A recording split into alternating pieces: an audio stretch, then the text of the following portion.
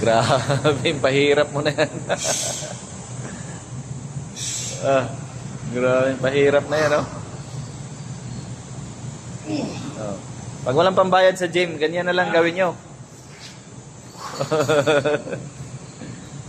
Oh, sa lahat ng mga walang pambayad, oh. Oh. Ayan ang magandang paraan, oh. Pumili na lang kayo ng lagayan ng tubig, mineral. Ayan, oh.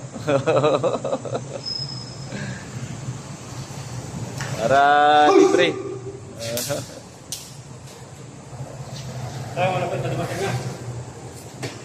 Dumating na yung pinakagwapo. Pinakagwapo namin kasama, dumating na.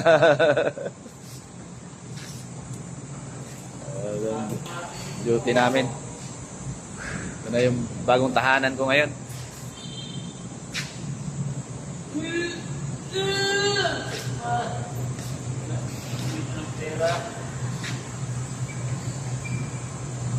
Ang gano'n namin. Ang aming bagong pwesto. Yung bike ko, wala, nasira. Wala naman service. Wala na, naka-standby na.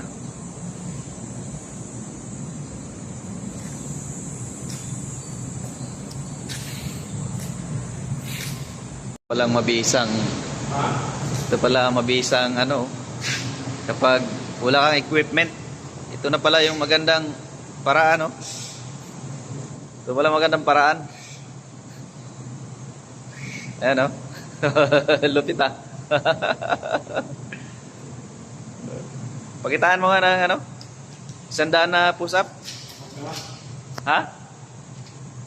Sabi mo eh. Opo, nag-alapakyaw na naman. Alapakyaw na naman to, ah. Oh, ayan na, oh. Oh. Ay, putra. Ibang diskarte naman to. Ibang klaseng, ano to, ah. Pampatay na yan, ah. Uga. Ibang klaseng push-up na yan nila. Grabe, ha. Tibay ng ano mo. Tibay ang ano mo.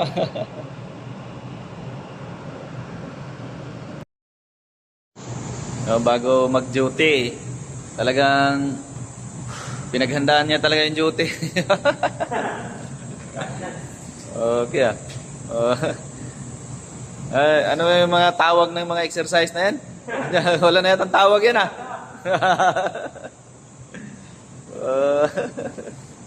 Di kaya ito per to? Di kaya ito per? Oo. Kaya Ito per para makaya ito per. ayan na, yung mga buddy, bago kayo mag-perform kayo, no?